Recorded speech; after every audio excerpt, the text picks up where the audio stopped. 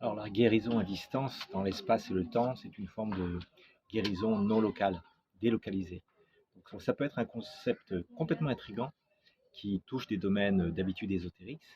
Et d'ailleurs, ça a toujours excité l'imagination des gens. Ça a été revendiqué comme étant totalement réel par certains chamans, des sorciers, etc., ceux qui sont dans le spirituel, mais pas par les scientifiques. Donc, moi, dans le webinaire, ce que je présente, c'est une méthode qui permet à quiconque qui est sérieusement intéressé de la pratiquer, puis d'en découvrir en fait les effets. Quels sont les avantages en fait de cette guérison délocalisée, non localisée? Quel est son objectif? Tout d'abord, j'aimerais clarifier ce pourquoi cette guérison à distance non localisée n'est pas destinée. La guérison non localisée ne remplace pas les méthodes de guérison traditionnelles. Une rencontre face à face avec un médecin et son patient est, dans la plupart des cas, indispensable pour la guérison du patient.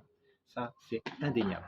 Mais la guérison à distance, non localisée, elle ne va pas remplacer non plus toutes les procédures de diagnostic que certains guérisseurs, clairvoyants, utilisant des méthodes particulières, soient capables d'établir des diagnostics aussi précis que ceux qui sont obtenus par des méthodes scientifiques.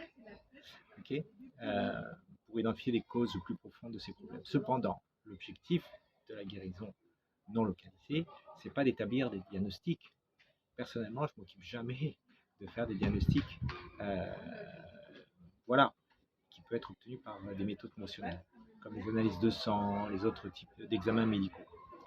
L'avantage du traitement délocalisé par rapport à la médecine holistique, allopathique, pardon, c'est que malgré la distance, ça va permettre d'aider vos membres, votre famille, vos amis, vos patients qui vivent loin de vous. C'est très utile pour traiter rapidement des symptômes qui surviennent soudainement, okay, pour donner des conseils, pour préserver la santé, pour améliorer et pour prévenir euh, pendant un traitement que la personne subit.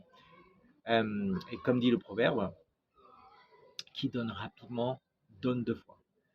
La guérison non localisée, elle est super pratique pour traiter nos clients existants, car nous sommes déjà familiers avec leur énergie, leur tempérament, leurs caractéristiques physiques et le fonctionnement de leur corps. Ce qui signifie que nous sommes déjà connectés à eux, que nous pouvons rapidement prendre euh, en considération les symptômes tout d'un coup d'un problème qui survient pendant le week-end, plutôt que de faire attendre la personne jusqu'au lundi matin pour consulter le médecin, etc.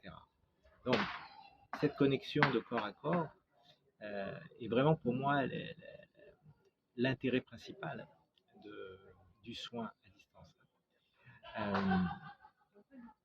Les maladies progressent assez rapidement, on l'a vu avec la Covid.